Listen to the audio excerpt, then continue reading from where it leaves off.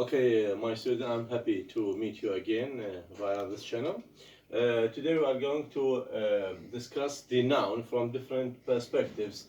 As you see, today we are in chapter 3. We are going to deal with section 2, 3 and 4 all together. Here we are talking about the noun classes. In other words, how do we classify noun in English? In fact, if we have a noun or nouns can be divided into two main groups. The first, what we call proper,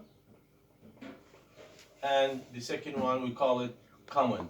So we have proper nouns and common nouns. What is meant by proper? Proper means the nouns that have just one in the universe. For example, we say Cairo. Cairo. We have, for example, John. We have, for example, Wall Street.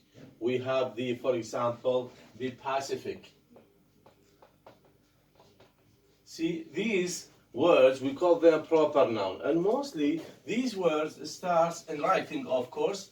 In case of writing, we start with what? With the capital letter in order to differentiate them from what? From the common noun. Why? Because sometimes the same word can be proper and noun. Let's take the proper noun Jack.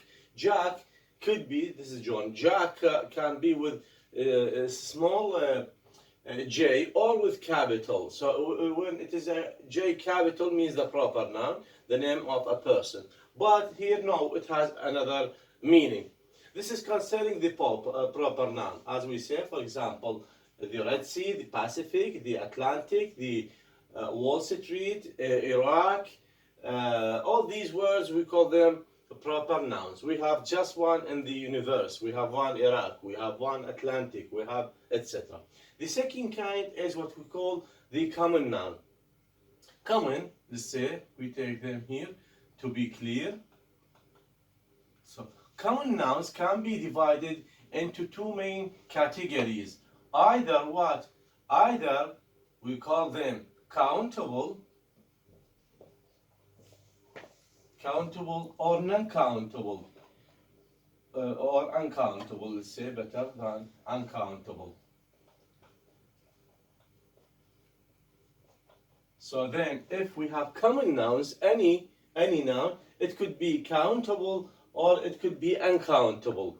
What is meant by countable? Countable means we can count, means we can one or two or three of this category, and uncountable, no, something we cannot count.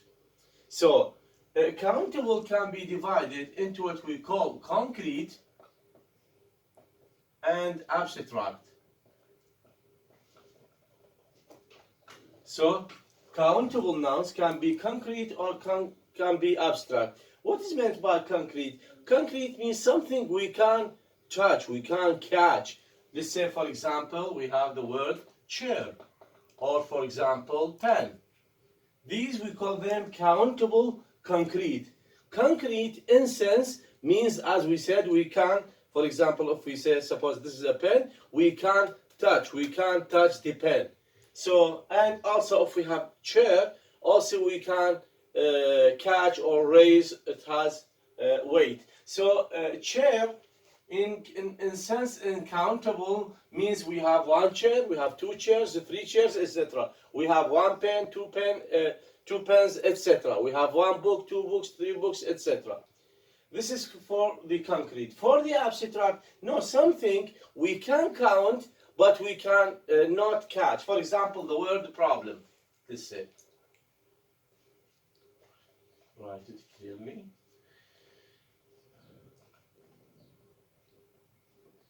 For example, the word problem. Problem, we cannot catch the problem. So we don't say it has no weight, for example. So but at the same time, we have more than one problem. We say three problems.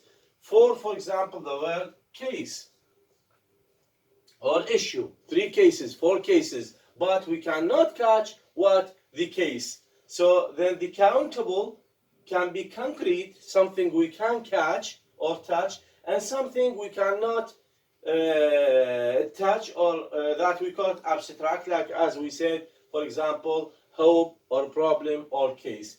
The second noun, again, write it here. This is the uncountable.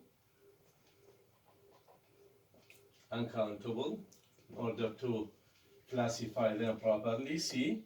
So, the uncountable also the same division. The same division means we have concrete and we have what? We have abstract. Concrete, uncountable, for example, we have sugar, let's say. Or to say we have water. Sugar and water are what? Are uncountable. In sense means we can catch the sugar. We see that whether it is white or another color, or the water. We feel the water in our hands. So this is concrete. While the abstract, no. For example, we have like sadness. Or we have, for example, the word heat. Sadness and heat, they are uncountable. Means if we have sadness, we cannot add S or ES to sadness. Or heat, we cannot say heats. Of course, unless it is a verb. So here it is an abstract in sense we cannot count them, and at the same noun, they are common nouns. So for example, heat, how, if we ask you how to describe the word heat, you can say heat, it is uncountable common noun. What is the, for example, the word cement, or for example, the word milk? Milk is uncountable common noun. What about the issue, or case, or hope? Hope, it is countable common noun. What about, for example, the house? House is what? Is countable common what noun, etc. So this is the division concerning the proper and common noun. Here we have some words to mention. Of course, if we have a countable noun, if we have or countable noun, so we have or they have to be preceded with what? With a or an, or of course that. So if we have one thing, say house, we have to say a house. We have room, we have a room. We have eye, we have to say an eye. So then for the countable, they have to be preceded. In case of the singular, we have to precede them with a or an. In case of plural, of course, no matter, but they can be preceded by the word there. The second thing concerning certain determiners can be, or the use of determiners can be determined or limited through the kind of the of these nouns. For example, much is a kind of determiner. How do we use the much? We have to know that after much there should be what? There should be uncountable. To say we have much water or much, say, coffee. So, and while if we have many, we know that after many we have to have what? To the countable noun. For some very many rooms or many houses. So then some determiners can be limited or used according to what comes after them. The third point concerning this division, that some words can be countable in one language and uncountable in another language. For example, the word weather. The word weather, it could be uncountable in English. We don't have weathers, climate, but in Arabic it could be. You know, weather means what? In Arabic means الجو. That's why we can say الأجواء العراقية. Even sometimes the word water. Water in Arabic sometimes can be as countable. So for example, we have ma and we say مياه, المياه الإقليمية. So we make it what? Make it as countable. While in English, always it is or they are uncountable. The last point concerning this division is sometimes the same word can be count and what? Non-count. The same word according what? To the context. For example, the word what? The word glass. The word glass, it may have the meaning of cup. So a glass of water, 3 glasses, 4 glasses. But it has the material that we put to the window or in the window, glass. So it can be uncountable. The word room, when it is surrounded place, it will be as what as countable. For example, the house contains 3 rooms, but sometimes it has a meaning of space or place. So we say there is not enough room for them to stand, means there is no space. For example, the word news, also it can be countable or uncountable. A news could be a newspaper or paper, the same. Let's say take the word paper, better. The word paper. Paper, when it is countable, means it is a newspaper.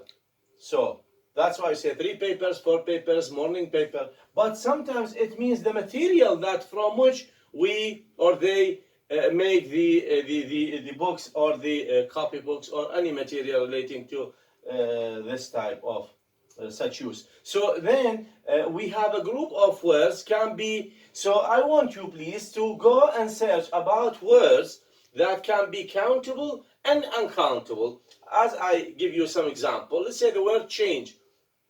Change has a meaning of money. So in this case, it has uncountable meaning. But change, when it has meaning of alteration, to move from one stage into another, تغير. So in this case, it has a meaning of what? Countability.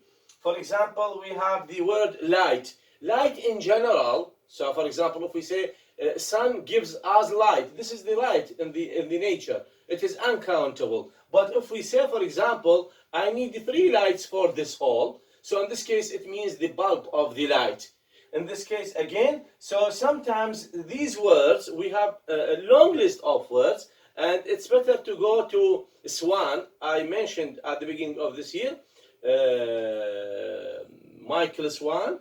You can go and search about the words or nouns that can be countable and uncountable according to the situation. You will find a long list, as I gave you: paper, room, light, change, coin, etc. These words can be countable and can be uncountable according to the context and our use.